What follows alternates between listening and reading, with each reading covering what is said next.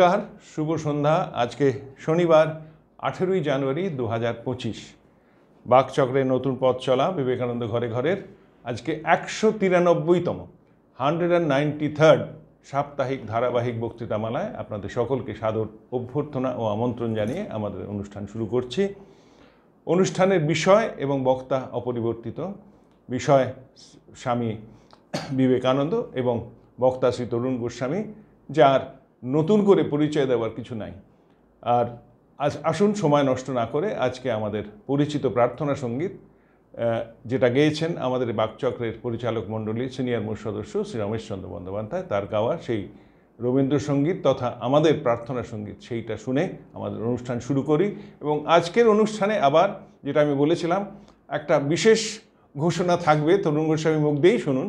আমাদের মধ্যে শ্রীমা এসে গেছেন, শ্রীমা কিভাবে এসেছেন বা কিভাবে এই ভবিষ্যতে থাকবেন সেটা তার মুখ দিয়েই শুনবেন।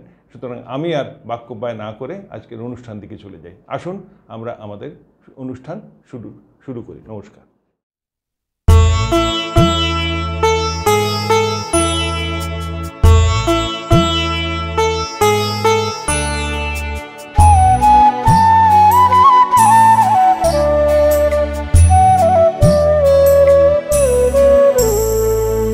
তোমারে করিয়াছি জীবনের ধ্রুবতারা, এ সমুদ্রে আরো কবু হব না গো পথহারা।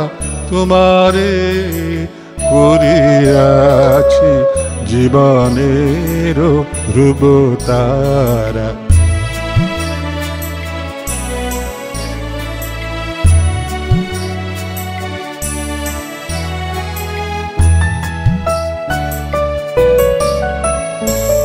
যেথায় আমি যাই না গো তুমি প্রকাশিত থাকো, যেথায় আমি যাই না গো তুমি প্রকাশিত থাকো। অকুল নয়ন জলে ঢালো গো কিরণ ধারা। তোমারে করিয়াছি জীবনের ধ্রুবতারা।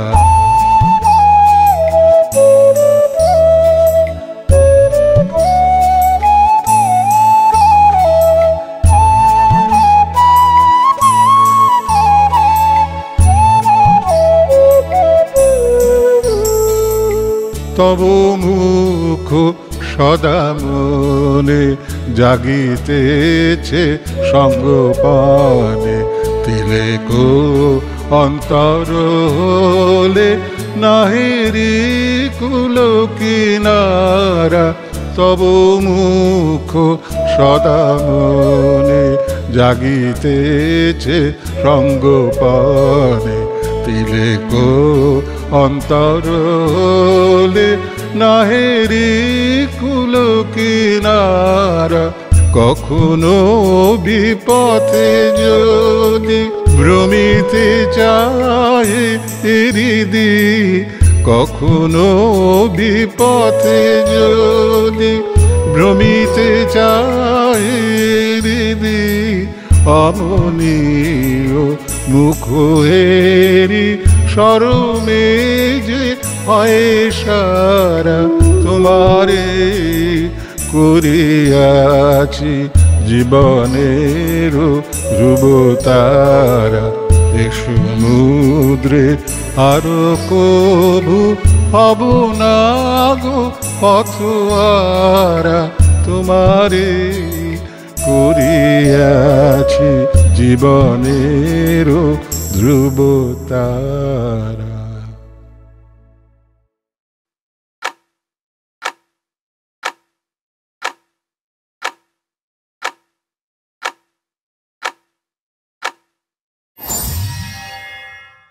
নমস্কার। আমরা সিদ্ধান্ত নিয়েছি যে 4খানা শনিবার তো আমরা বাকচক্রের আসরে মিলিত হই, আমরা 3টে শনিবার স্বামীজিকে নিয়ে কথা বলব। আর চতুর্থ শনিবার, মানে সেটা ফিক্সড যে 4th স্যাটারডে তা নয়, মাকে নিয়ে কথা বলব। কারণ আমার ব্যক্তিগতভাবে মনে হয় শ্রীরামকৃষ্ণ যেভাবে নরেন্দ্রনাথকে তৈরি করেছিলেন ঠিক সেইভাবেই মাকেও তৈরি করেছিলেন। মার মতন এই রকম একজন মানুষ, তার সাধারণ জ্ঞান, তার হৃদয়, তার ক্ষুরোধার বুদ্ধি, এটি তৈরি না করলে হয় না। কিছুদিন আগে এক মহাপণ্ডিত ভদ্রমহিলা আমাকে বললেন যে ঠাকুর মাকে প্রতিষ্ঠা করে গিয়েছিলেন। তো আমি শুনছিলাম, কি বলতে চান বলুন। বলেন এই যে ফলহারিণী কালী পুজোর দিনে ঠাকুর তার জপের মালাটা আমাকে দিয়ে দিলেন এবং এটি মা প্রতিষ্ঠিত হয়ে গেলেন। কিসের প্রতিষ্ঠিত হয়ে গেলেন? আগামী দিনে তিনি হবেন সঙ্গ জননী। এবং আমরা যে আলোচনা করব প্রথম দিন মার আলোচনা, সেটির বিষয় হবে শ্রীমা ও ভারতের স্বাধীনতা সংগ্রাম। ভারতবর্ষের যে স্বাধীনতা সংগ্রাম সেটি মা সাপোর্ট করেছিলেন। একাধিক বিপ্লবীর সঙ্গে তার পরিচয় হয়েছিল, যাতে তারা প্রণাম করতে আসেন।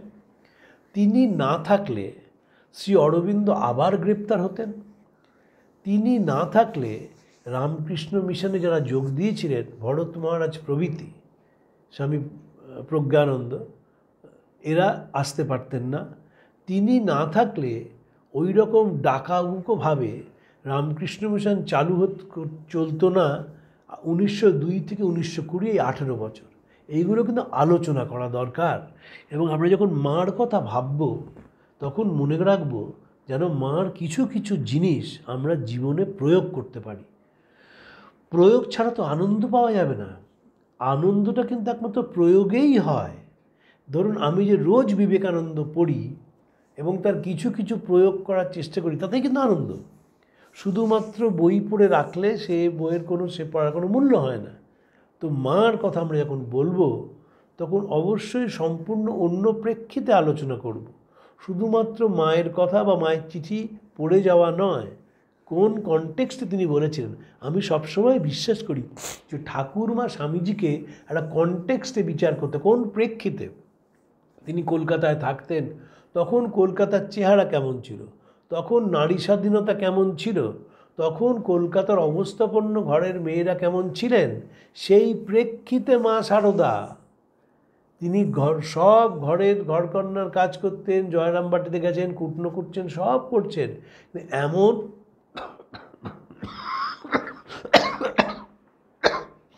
প্রখর ব্যক্তিত্ব তার ছিল যে ব্যক্তিত্ব আকর্ষণ করেছে মানুষকে। সোহরাব মোদি তিনি দিল্লি থেকে চলে এসেছিলেন কলকাতায় মার কাছে দীক্ষা নেবেন বলে। তিনি তো ভাষাটাও জানতেন না। ইউটিউবে দিলীপ কুমারের একটি অসাধারণ বক্তৃতা আছে। সে দিলীপ কুমার সেই বক্তৃতায় বলেছেন যে সোহরাব মোদি কীরকমভাবে মার প্রতি আকৃষ্ট হয়েছিলেন, সেই কথা তিনি দিলীপ কুমারকে জানান। এগুলো আলোচনার বিষয়। দুর্ভাগ্যের বিষয় আমরা এগুলো নিয়ে আলোচনা করি না। ওই জননীং শারদাং দেবীং রামকৃষ্ণং জগৎগুরুম বলে আমাদের দায়িত্বটা শেষ করে ফেলি। আমরা মাকে নিয়ে মাসে একদিন একেবারে তার চুলচেলা বিশ্লেষণ করব। বিশ্লেষণ না করলে ঠাকুরমা স্বামীজিকে বোঝা যাবে না। ঠাকুর বিশ্লেষণ করেছেন সেই সমাজকে। যদি কথামৃত পড়েন দেখবেন ঠাকুর সমাজটাকে বিশ্লেষণ করেছেন। স্বামীজি প্রত্যেক স্তরে বিশ্লেষণ করেছেন সমাজকে। তার জন্য লিখতে পেরেছিলেন, এখন চেষ্টায় তেজ নাই, উদ্যোগে সাহস নাই, হৃদয়ে প্রীতি নাই, প্রাণে আশা নাই, দাসত্বে অরুচি নাই, অপমানে ঘৃণা নাই। তো বিশ্লেষণ করা। ঠাকুর যখন বিশ্লেষণ করেছিলেন বলছেন মুখ হলসা ভেতর বুধে, সমাজের বিশ্লেষণ। মা যখন শরীর ছাড়ার আগে বলছেন যে সংসারে শান্তি চাও মা, দোষ দেখবে নিজের, কেউ তোমার পর নয়, সকলকে আপন করে নিতে থেকো, এই শেখো। এই যে বিশ্লেষণ করছেন তিনি, যে সংসারে শান্তি চাও তাহলে দোষ দেখবে নিজের, সেলফ অ্যানালিসিসের কথা বলছেন। সেই মাকে নিয়ে আমরা আলোচনা করব। এবং ঠাকুর যে তাকে শিখিয়েছিলেন এ বিষয়ে আমার কোনো সন্দেহ নেই, ভাবার কোনো কারণ নেই যে দক্ষিণেশ্বর থেকে তিনি মার ঘরে যেতেন না। ভাবার এও কোনো কারণ নেই যে মাও তার কাছে আসতেন না। মাস্টারমশাই ঠাকুরকে দেখেছেন শুধু শনি রবি ছুটির দিন। যারা তরুণ ভক্ত ছিলেন তারাও ছুটির দিনেই যেতেন, বাকি দিন যেতেন না। এবং মনে রাখতে হবে, যখন শ্রীরামকৃষ্ণ চলে যান রাত্রিবেলায়, তার শরীর চলে যায়, যখন পরের দিন ভোরবেলায় গিয়ে ঠাকুরের এক সন্তান মাকে বলেন যে ঠাকুরের শরীর চলে গেছে, তিনি কাঁদতে কাঁদতে এসে বলেন আমার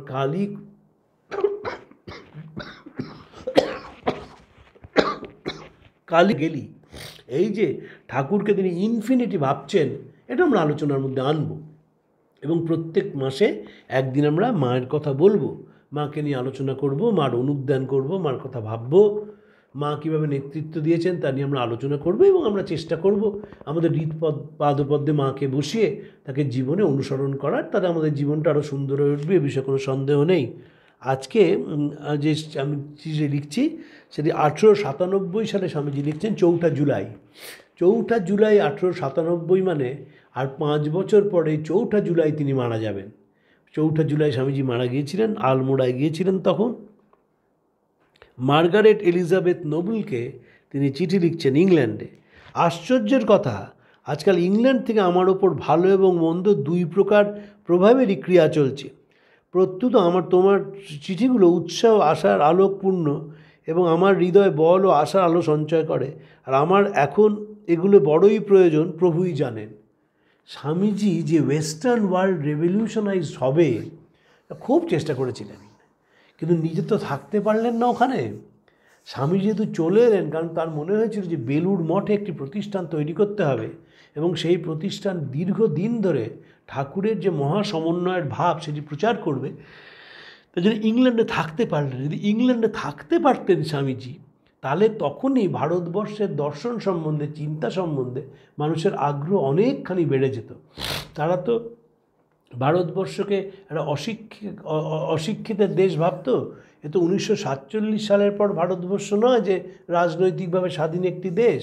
কিন্তু সেইখানে দাঁড়িয়ে এই গোটা ভারতবর্ষের কথা যেভাবে স্বামীজি বলেছিলেন, যেভাবে মানুষ তার কথায় আকৃষ্ট হয়েছিল, যেভাবে মানুষ ভারতবর্ষের ইতিহাস সম্বন্ধে জানতে আগ্রহ দেখিয়েছিল, সেটি চলে গেল স্বামীজি দেশে চলে এলেন বলে। স্বামী যদি ইংল্যান্ডে থেকে যেতেন এবং আবার বলি আরও বেশি দিন বাঁচতেন, তাহলে আরও ভারতবর্ষের কথা বলতে পারতেন। আমি সেদিন একটি কথা বলাতে আমার এক পরিচিত ভদ্রমহিলা খুব রেগে গেলেন, খুব বিরক্ত হলেন, মুখে না বললেও, যে আমরা তো বলি না, আমরা বিদেশি লেখকদের লেখা পড়ি, তাদের কবিতা পড়ি, তাদের গান শুনি। নিঃসন্দেহে বিদেশি গান কবিতা শুনতে হবে। আমাদের দেশে যে উচ্চ চিন্তার আছে, আমরা তো সেইটাকে পড়ি না। যদি সেইটাকে পড়তাম তাহলে দেখতাম যে পাশ্চাত্যের চিন্তার জগৎ আমাদের কাছে কিচ্ছু না, কিচ্ছু না। যখন আপনি কারুর একটি কবিতা পড়ে অনুপ্রাণিত হচ্ছেন, বলছেন যে world is an overflowing glass, এ তো কতবার বলা হয়েছে। যখন আপনি শেক্সপিয়ার পড়ে বলছেন the world is a stage and we are mere actors, আরে বেদান্ত তো এটা দাঁড়িয়ে রয়েছে এই দর্শনের ওপর। কবে বেদান্ত সৃষ্টি কেউ জানে না। যে এই যে বিশ্ব রঙ্গমঞ্চে আমরা আবির্ভূত হই এবং আমরা বিভিন্ন রোলে অ্যাক্টিং করে চলে যাই, তো বেদান্তের মূল কথা। যখন শেক্সপিয়ার পড়েছেন আমরা তখন অবাক হয়ে যাই। আমরা দান্তের মৃত্যু পড়ি, আমরা উপনিষদের মৃত্যুটা পড়ি না। যদি পড়তাম তাহলে দেখতাম যে কি ভারতবর্ষের চিন্তক যারা দার্শনিকদের কী কথা বলে গেছেন।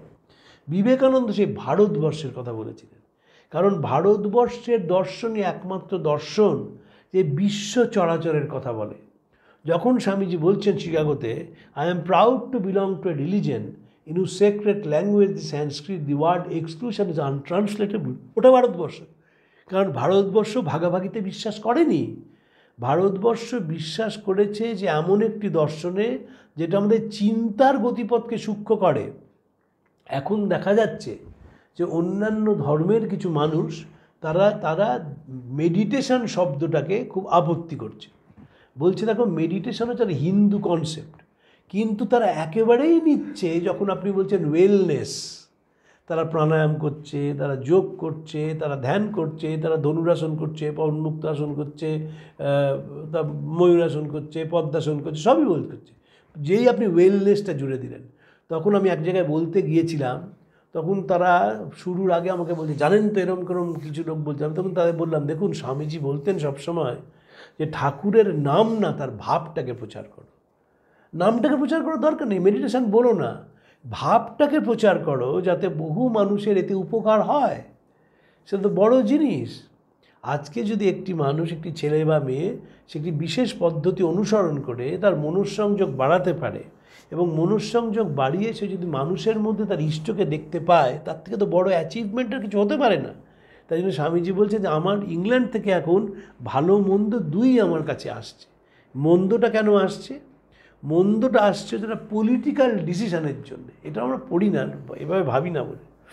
স্বামীজি এত বিখ্যাত হয়ে গিয়েছিলেন যে পাশ্চাত্যের মানুষেরা যারা গোঁড়া খ্রিস্টান, তারা স্বামীজির উদার নীতি গ্রহণ করতে শুরু করলেন। তখন পাশ্চাত্যের যারা ধর্মযাজক তারা দুটি প্রশ্ন করলেন।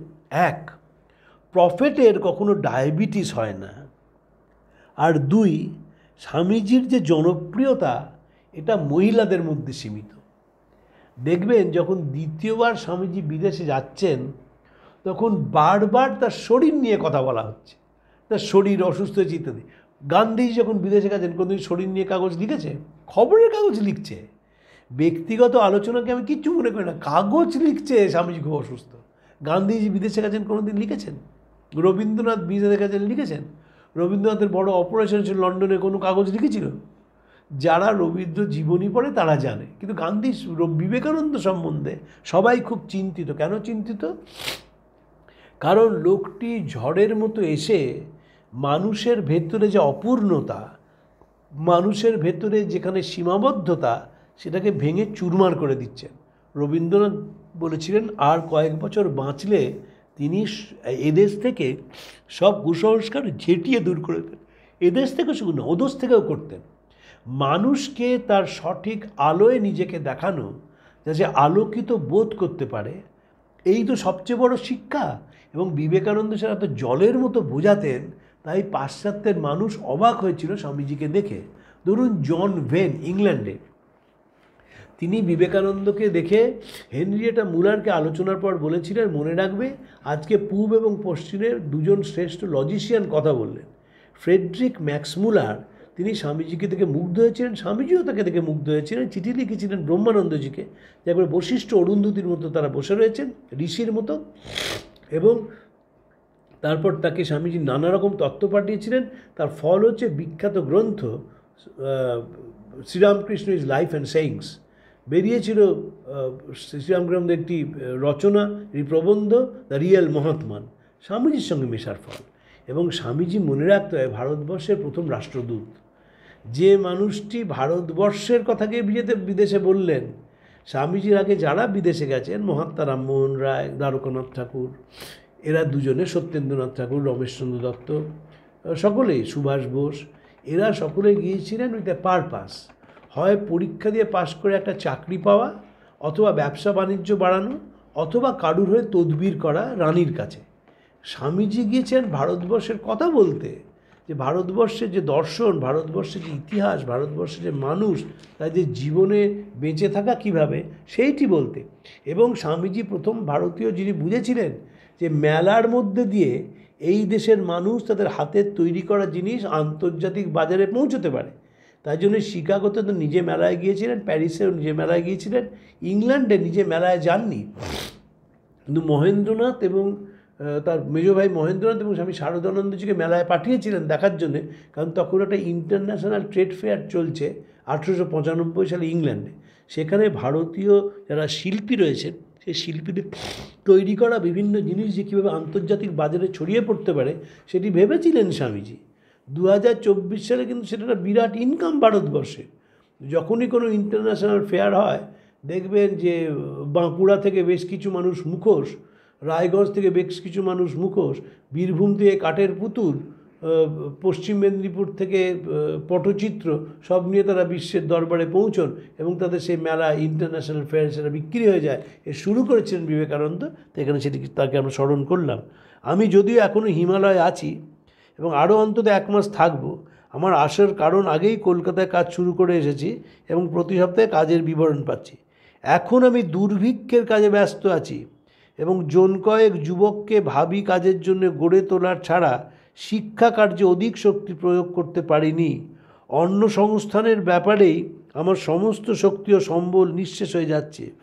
যদিও এ পর্যন্ত অতি সামান্যভাবেই কাজ করতে পেরেছি, তবু অপ্রত্যাশিত ফল দেখা যাচ্ছে।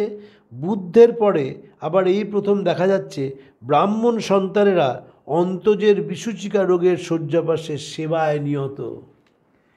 কত বয়স তখন? 1897, মানে 34 বছর বয়স। সেই 34 বছর বয়সের ছেলেটি লিখছে যে বুদ্ধের পরে এই প্রথম দেখা যাচ্ছে যে ব্রাহ্মণ সন্তানেরা বিসূচিকায় যারা আক্রান্ত তাদের পাশে সেবায় রয়েছে। যখন স্বামীজির দুই শিষ্য কল্যাণানন্দ এবং নিশ্চয়ানন্দ তারা সেবা কাজ শুরু করলেন উত্তরাঞ্চলে, তখন সেখানকার সন্ন্যাসীরা তাদের দূরে সরিয়ে দিলেন এই কথা বলে যে এরা হচ্ছে ভাঙি সাধু। তার কারণ এরা হোমিওপ্যাথিক বাক্স নিয়ে গিয়ে যায়, চিকিৎসা করে, ওষুধ দেয়, এরা বাচ্চাদের শিক্ষা দেয় এবং মানুষের অসুস্থ মানুষের মলমূত্র পরিষ্কার করে। তারপর ওখানকার যিনি মণ্ডলেশ্বর ছিলেন তিনি আমন্ত্রণ জানান তাদের, এবং সেই গিরিরাজ তিনি বিখ্যাত একজন মহারাজ ছিলেন, এবং তারপর তারা সম্মান দিতে শুরু করেন। এমনভাবে সম্মান দেন যে 2024 সালে ভারতবর্ষের এমন কোনো সন্ন্যাসী প্রতিষ্ঠান নেই যারা সেবা কাজ দ্বারা অনুপ্রাণিত নয়।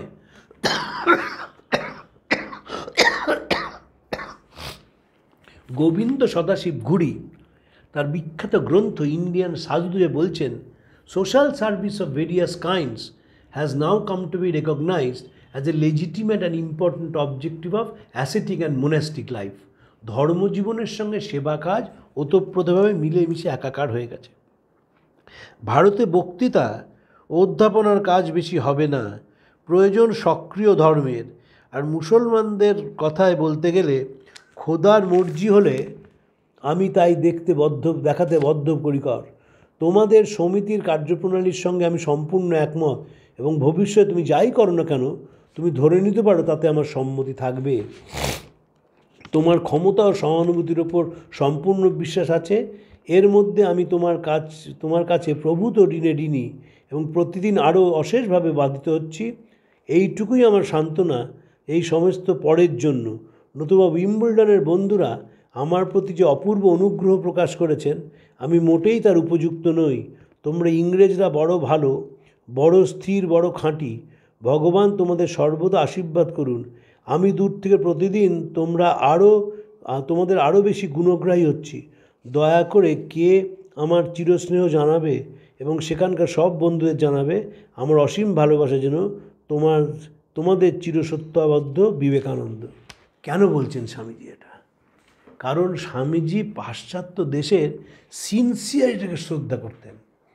যে ইংল্যান্ডে স্বামীজি কী দেখেছিলেন যে ইংল্যান্ডের মানুষ বলেছেন যে আমেরিকার থেকে অনেক বেশি তারা রক্ষণশীল বটে কিন্তু শ্রদ্ধাশীল, ফলে যেটাকে নেবে সেটাকে একেবারে চূড়ান্তভাবে গ্রহণ করবে।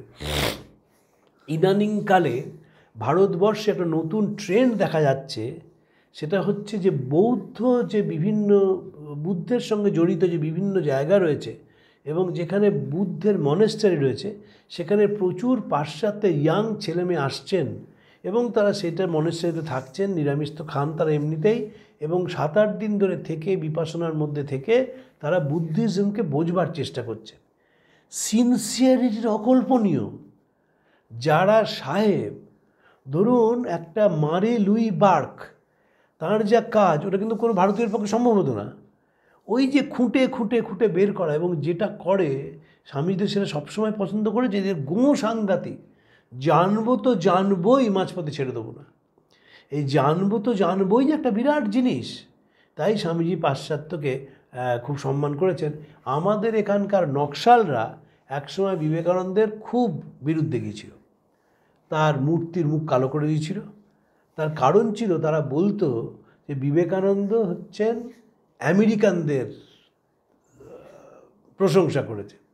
কি প্রশংসা করেছেন আমেরিকানদের যা গুণ তার প্রশংসা করেছেন।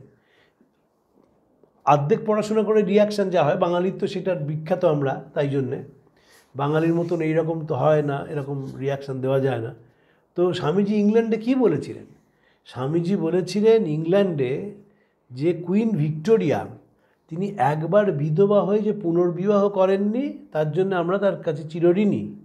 বলেছিলেন যে ইংল্যান্ডে কি হয়, আজকে যেখানে পাদ্রি যায় কালকে সেখানে রণতরী নিয়ে গিয়ে পৌঁছয়। বলেছিলেন শ্মশানের চেয়ে শান্তি আর কোথাও নেই। ভারতবর্ষের মানুষের কি সীমাহীন অত্যাচার ইংরেজরা করেছেন বলেছিলেন। ইংল্যান্ডে দাঁড়িয়ে বলেছিলেন সাথে সাথে প্রশংসাটাও করেছিলেন।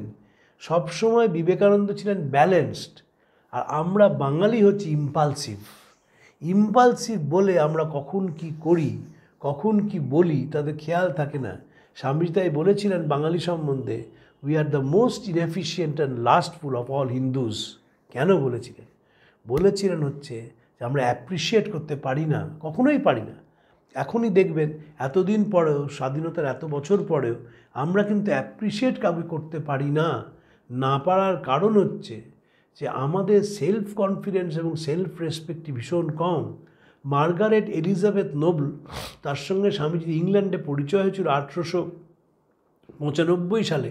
সিসমে ক্লাবের বক্তৃতা একজন বক্তা আসেননি, তিনি গিয়েছিলেন এবং তারপর সেখানে তার পরিচয় হয়। মার্গারেট এলিজাবেথ নোবেল পরে যিনি নিবেদিতা হন, স্বামীজি তাকে আমন্ত্রণ জানিয়েছিলেন এদেশে আসতে, এটি স্কুল খুলতে, এবং চিঠিতে লিখেছিলেন ভারতবর্ষ একসময় বহু মহীয়সী নারীর জন্ম দিয়েছে, এই মুহূর্তে পারছে না, তাই তাকে বিদেশ থেকে আমদানি করতে হবে। তোমার ঐকান্তিকতা, তোমার পবিত্রতা এবং ধরণীতে প্রবাহিত কেল্টিক রক্ত তোমাকে যোগ্য নারী রূপে তৈরি করেছে। নিবেদিতা এসেছিলেন, উত্তর কলকাতায় স্কুল খুলেছিলেন, অসীম যন্ত্রণা সহ্য করেছিলেন। স্বামীজি চলে যাওয়ার পরও 9 বছর তিনি বেঁচেছিলেন এবং নানা রকম জীবনের ওঠাপড়ার মধ্যে তিনি পার করেছেন, কিন্তু কখনো দেশ ছেড়ে চলে যাননি এবং দেশটাকে ভালোবাসতে পেরেছিলেন। তিনি যখন রবীন্দ্রনাথ লিখছেন, সে যখন আওয়ার পিপল বলতো, তার কথার মধ্যে যে আত্মীয়তার সুর বাজত, আমার মধ্যে তা কখনো বাজে না। এইভাবে নিবেদিতাকে বিবেকানন্দ উদ্বুদ্ধ করেছিলেন। কারণ ভারতবর্ষের ভেতরে এমন মন্ত্র আছে যে মন্ত্র মানুষকে শান্তি দিতে পারে। এই যে পাশ্চাত্যে বেদান্ত চর্চা শুরু হয়েছে, এই যে পাশ্চাত্যে ধ্যানের ক্লাস শুরু হয়েছে, সংস্কৃত চর্চা শুরু হয়েছে, তার উদ্দেশ্য একটাই, ওরা বুঝতে পেরেছে এই ধাবমান বস্তু সভ্যতার মধ্যে মানুষ ক্লান্ত হয়ে যাওয়া ছাড়া আর কিছু পায় না, তাই শান্তি তাকে খুঁজতেই হবে। এবং ভারতবর্ষের ঋষি সেই শান্তির পথটি বলেছিলেন, উপনিষদ একমাত্র গ্রন্থ যে গ্রন্থটি মৃত্যু ভয়কে জয় করতে শেখায়। ফ্রয়েড বলেছিলেন, দুটি ভয় আমাদের তাড়না করে বেড়ায়, fear of defeat and fear of death. মৃত্যু ভয় এবং হেরে যাওয়ার ভয়। যে মানুষ হেরে যাওয়ার ভয় পায় না এবং যে মানুষকে মৃত্যু ভয় নুব্জ করতে পারে না, সেই মানুষকে কেউ আটকানো সম্ভব নয়। কারণ মৃত্যু ভয় কী হয়, তার ভোগ চলে যাবে সে মনে করে। যার জীবন বহুজন হিতায় বহুজন সুখায়, সেই জীবনে কখনো মৃত্যু ভয় দেখাতে পারে না। বিবেকানন্দ বারবার সেটি বলেছিলেন এবং পাশ্চাত্যের মানুষ আস্তে আস্তে সেটিকে বিশ্বাস করতে শুরু করেছে। তাই জন্যে তারা বেদান্ত চর্চা করছে এবং দুজন মানুষ, স্বামী সর্বপ্রিয়ানন্দজি এবং আমার মাস্টারমশাই অধ্যাপক অরিন্দম চক্রবর্তী, তারা প্রেম বেদান্তের কথা বলছেন। যে বেদান্ত চর্চা শুধুমাত্র মানুষকে সরিয়ে দিয়ে নিজের আত্মানুসন্ধান নয়, যার মধ্যে মানুষের দুঃখ, কষ্ট, জ্বালা, যন্ত্রণা সব আছে, যে পদ্ধতি মানুষকে শান্তি দিতে পারে, যে পদ্ধতি মানুষকে উন্নত স্তরে পৌঁছে দিতে পারে। স্বামীজির বিখ্যাত কথা, if a religion cannot help man wherever he stands, wherever he may be, it is not of any use, it will remain a theory for the chosen few. যে ধর্ম মানুষকে সহায়তা করতে পারে না, যে ধর্ম মানুষকে উন্নত স্তরে পৌঁছাতে পারে না, সেই ধর্ম গুটি কয়েক মানুষের অনুসরণের জন্যে। বিবেকানন্দ সেই ধর্মে বিশ্বাস করতেন না, সর্বজনীন ধর্মে বিশ্বাস করেছেন এবং বিশ্বাস করেছেন আমি সেই দেবতার পূজারী, অজ্ঞেরা যাকে ভুল করে মানুষ বলে ডাকে। যদি পৃথিবীর মানুষ সেদিকে যায়, যারা বাকচক্রের শ্রোতা রয়েছেন, তাদের কাছে আমাদের ঋণের কোনো শেষ নেই, কারণ তারা মন দিয়ে আমরা যা বলছি সেটা শোনেন, অনেক সময় অনুসরণ করেন। তারা যে মন্তব্য করেন সেটি আমাদের প্রত্যেকবার প্রাণিত করে। তারা যদি একটু সেই স্বামীজির পথে যান, তারা আমাদের আনন্দের কোনো সীমা থাকবে না। শেষ করার আগে আবার বলছি যে আমরা এবার থেকে মাসে 3টি দিন স্বামীজি নিয়ে কথা বলবো, একটি দিন সারদামাকে নিয়ে কথা বলবো এবং সারদামার জীবন সেটিকে নানাভাবে বিশ্লেষণ করার চেষ্টা করব এবং সবাইকে অনুরোধ করব, শুধুমাত্র জননীং শারদাং দেবীং বলা নয়, তার জীবনটাই তারা একটু অনুসরণ করেন, তাহলে যে তারা মনে মনে শান্তি পাবেন এ বিষয়ে কারো কোনো সন্দেহ নেই। আপনাদের নমস্কার জানিয়ে আমি শেষ করছি। প্রাণারা